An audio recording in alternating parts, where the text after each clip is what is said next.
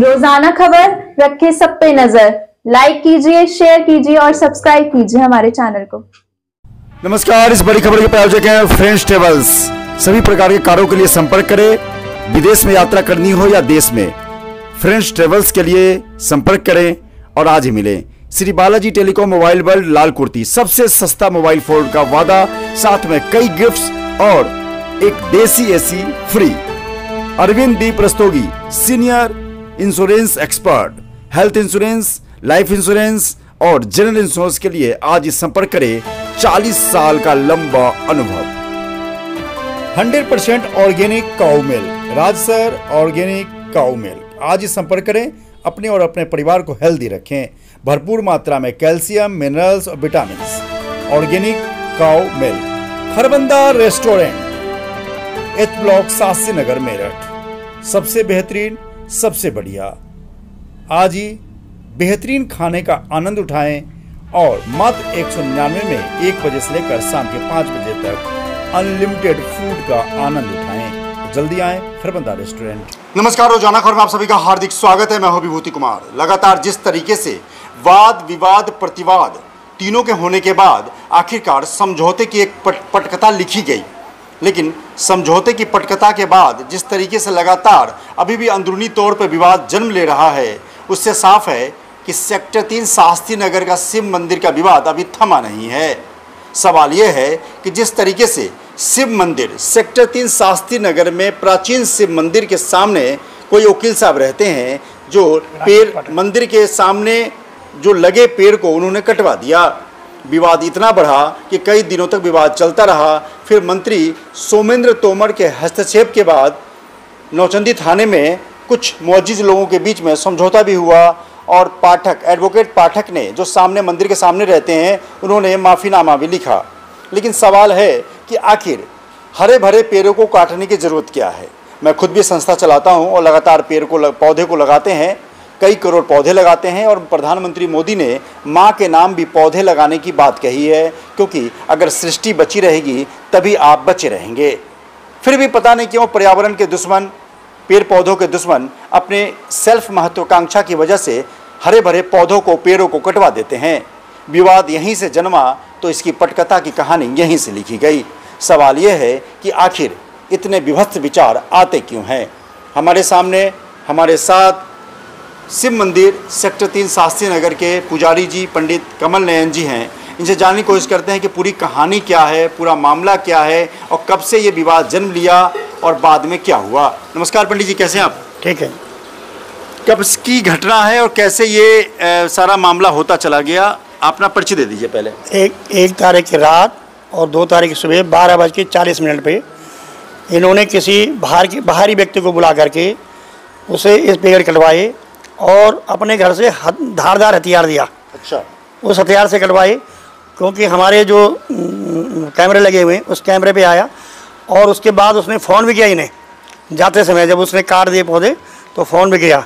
वो व्यक्ति दूसरे समुदाय का है, जो कि हमारे लिए एक बहुत घातक है। अगर किसी कारण किसी बच्चे के साथ वहाँ पे चले जाता, विवाद करता, उस पर मार देता तो क्या होता। और आने वाले समय में हमें दिक्कत ये है कि मंदिर के लिए कोई घटना न घटे कि ऐसे बाहरी व्यक्तियों से अंदर कोई चीज़ फिंकवा दे या अंदर से कोई चीज़ उठवा दे।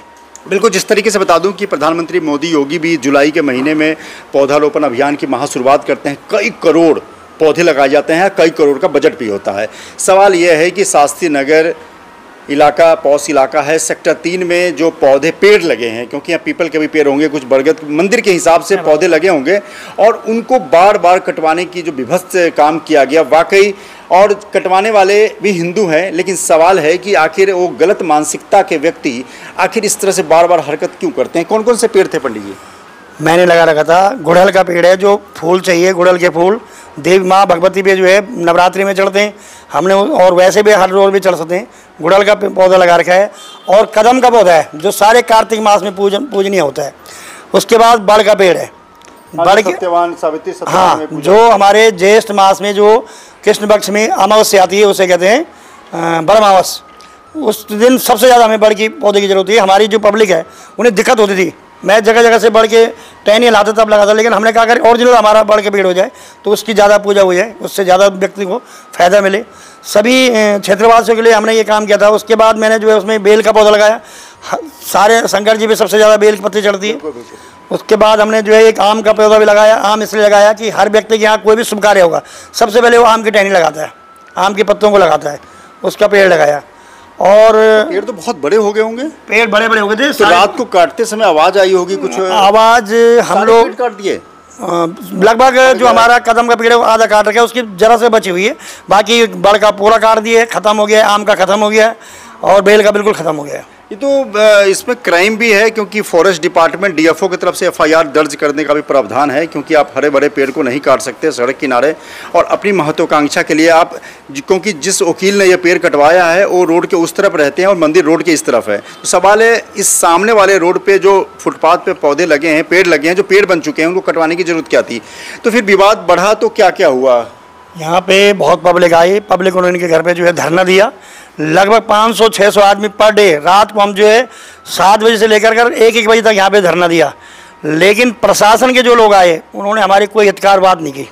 हमारे पास हम उन्हें कहते थे इसमें कुछ नहीं होने का, इसलिए हम हताश हो गए थे। हमने तो कुछ नहीं होने का, अगर कोई टहनी भी काट ले रोड पे तो डीएफओ जो डीएफओ है, डिस्ट्रिक्ट फॉरेस्ट ऑफिसर द्वारा एफआईआर किया जाता है उसके ऊपर। नहीं, हमने वो किया। उसके बाद मैंने जब ये पौधे लगाए थे तब भी वहाँ एप्लीकेशन दी थी वन विभाग में कि मैं पौधा लगा चुका हूँ, क्योंकि हमारे साथ ये घटना 8 दिसंबर 2023 में भी हुई थी। अच्छा। जब इनने पूरे जाल उखाड़े थे पौधे। हाँ, 23 में भी 8 दिसंबर 7 तारीख की रात, 8 तारीख की हमारे पास लिखित है आज भी। जब इसने पौधे उखाड़े थे, सारे पौधे उखाड़ के हमारे जाल ही उखाड़े थे। अब की बार जाल नहीं उखाड़े, अब की बार पौधे कटिंग करवाई। पहले जाल भी उखाड़े, पौधे उखाड़ के गैप कर दिए। ऐसे बड़े बड़े पौधे तब भी हो रहे थे। उसके फिर उसके बाद वहाँ पे इन्होंने थाने में जाके समझौता करवाया था। और समझौते में समझौते में हमारे जो है एक तुम्हारे मंदिर के जो वो हैं महामंत्री श्री क्या नाम है इसका, मदन लाल शर्मा जी, और जो हमारे अध्यक्ष हैं श्री दिगंबर सिंह चौहान जी, और अन्य हमारे जो गणमान्य व्यक्ति हैं रहने वाले बराबर में इधर उधर के लोग, सभी लोग गए थे वहाँ पे। वकील भी गए थे 3-4। वहाँ पे इन्होंने ये कहा था मैं आज से कभी ऐसा गलत काम नहीं करूँगा। अच्छा, रिटर्न में माफीनामा दिया? और उस टाइम रिटर्न में नहीं था। अच्छा। दिसंबर में। अच्छा। अब की बार इन्होंने जब ये काम किया तो फिर जो है पहले तो ये कोई यहाँ प्रशासन हमारी सुनी नहीं, और प्रशासन ने उल्टा हमें धमकाया कि कुछ नहीं कर सकते आप इनका। लेकिन उसके बावजूद जो है, अच्छा, कुछ नहीं कर सकते इनका। हाँ, ये कहा हमसे। अच्छा, जो नौचंदी थाने की पुलिस? बिल्कुल, नौचंदी थाने की पुलिस ने हमारा कोई सहयोग नहीं किया था। अच्छा। उसके बाद जो है सीओ साहब भी आए यहाँ, उन्होंने भी कहा कि ऐसे पेड़ों की कोई धारा नहीं लगती। अगर धारा नहीं लगती है तो वन विभाग क्यों ढूंढता है? उसके बावजूद जो है यहाँ पे क्या नाम है उसके अगले दिन भी वही धरना दिया गया। फिर यहाँ पे हनुमान चालीसा हुआ शाम को। उसके बाद विरोध प्रदर्शन हुआ। फिर उसके बाद जो है ये क्या नाम है इसका, कुछ लोगों ने जो है अतुल प्रधान जी को बुलाया। अतुल प्रधान जी आए। अतुल प्रधान जी ने जो है यहाँ पे बात कही। हमने मंदिर बंद कर दिया था अनिश्चित काल के लिए, मंदिर पे ताला लग गया था। अच्छा। हाँ, क्योंकि हमने कहा जब हमारी सुनाई नहीं हो रही तो फिर क्या रहेगा, जब मंदिर का काम है, मंदिर की सुनाई नहीं होगी तो क्या करेंगे हम। उसके बावजूद जो है हुआ ये अगले दिन तुरंत सोमेन तोमर जी ने, हमारे जो ऊर्जा मंत्री है, उन्होंने फिर पुलिस को हड़काया। और पुलिस के डांटने के बाद जब पुलिस वाले हरकत में आने लगे, फिर कहने लगे कि आप यहाँ पे समझौता कर लो। हमने कहा समझौता, मैंने कहा कि समझौता पब्लिक के सामने ही होगा, क्योंकि पब्लिक रात भर यहाँ रही है। इन्होंने कहा कि पब्लिक के सामने नहीं होगा, केवल थाने में होगा। ठीक है ना। और वो फिर उसके बावजूद जो है वहाँ पे ये जो आप गए थे, थाने गए थे, जो राकेश पाठक है ये थाने में गया। हमने कहा था कि इसको यहाँ से उठाना घर से, ताकि पब्लिक देख ले कि ये उठ के गया। लेकिन ऐसा नहीं हुआ। उसके बावजूद रात को हमसे ये कहा गया कि हम घर से उठा के लाएंगे, लेकिन नहीं उठाया। उसके बावजूद जो है बाद में इन लोगों ने मुझे वहाँ थाने में बुलाया। मैंने बल्कि कहा कि भाई जो मेरी जनता है, मैं सब अकेले गए, कुछ लोग मेरे साथ जो है हमारे जो मंदिर के महामंत्री हैं श्री मदन लाल शर्मा जी, और क्या नाम है इसके जो है RSS के जो है प्रमोद जी, और उसके बाद जो है जो हमारे सभासद हैं शांता पंडित जी, उनके पति संजीव पंडित जी, इन्होंने लोगों ने ही मुझे वहाँ पे बुलाया करीबन। और मनीष शर्मा, उसके बाद जो है ललित मोहरल, ये लोग वहाँ पे थे। इन लोगों ने मुझे बुलाया। मैंने बल्कि कहा था कि भाई देखो, मेरे जनता के सामने ही ये हो, जिस जनता ने मेरा सहयोग तो किया। आप चाह रहे थे कि जनता के सामने जनता के समझौता सामने हो, हो। कि जनता भी 3-4 दिनों तक धरना प्रदर्शन और साथ दी। उसके सामने हो कि जनता की भी संतुष्टि हो जाए। लेकिन उन्होंने कहा है कि जनता के सामने नहीं हो पाएगा, क्योंकि जनता कोई कुछ कहेगा, कोई कुछ कहेगा, तो समझौता करने में बहुत समस्या होगी। आप यहाँ पर समझौता कर लो। हमने वहाँ पे समझौता किया और इस व्यक्ति ने ये कहा कि मैंने ये पेड़ कटवाए हैं, खुद अपने स्वीकार कर लिया, बिल्कुल हमारे पास लिखे थे कि मैंने कटवाए हैं। मैंने कहा 2 बार तुमने कटवाए, बोले दोनों बार मैंने कटवाए। ठीक है जी। उसके बावजूद जो है मैंने ये कहा था कि एक बार मंदिर में आकर के और मेरी पब्लिक आएगी, उसके सामने आप सॉरी बोल देना। अब ये प्रकरण अगर होता है, या आदमी पब्लिक के सामने आता है, तो हमारा पूर्ण रूप से समझौता माना जाएगा, समझौता हो गया हमारा। लेकिन ये अभी ऐसा दौर इसलिए रह गया कि पब्लिक जो है मुझे से कह रही है पंडित जी हम आपके साथ थे और आपने, मैं उनके साथ ही हूँ। जब आप समझौता करने गए तो पब्लिक से राय विचार किया? पब्लिक से हमने पूछा था, लेकिन उस टाइम दोपहर का समय था, सब लोग गए हुए थे, कोई ऐसा था नहीं यहाँ पे।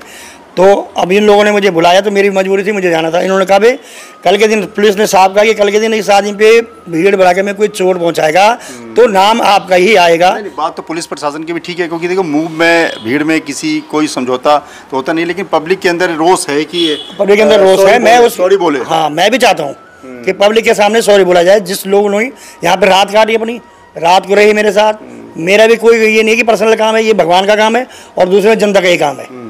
अगर ये पौधे लग रहे हैं तो जनता के लिए लग रहे हैं। मेरे कोई घर के पौधे नहीं है ना, मेरा वहाँ पे घर है। मेरा घर यहाँ से 4 मकान, जनता ही फायदा लेगी। मेरा घर यहाँ से 4 मकान छोड़ के है।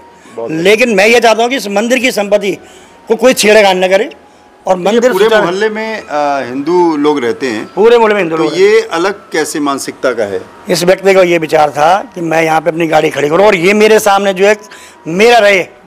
इसमें साहब का मंदिर का नहीं, मेरा है। बिल्कुल, जिस तरीके से लगातार जब आपके पास दर्द और आपके पास अगर गलत तत्व कोई परेशान करे तो समझ में आता है।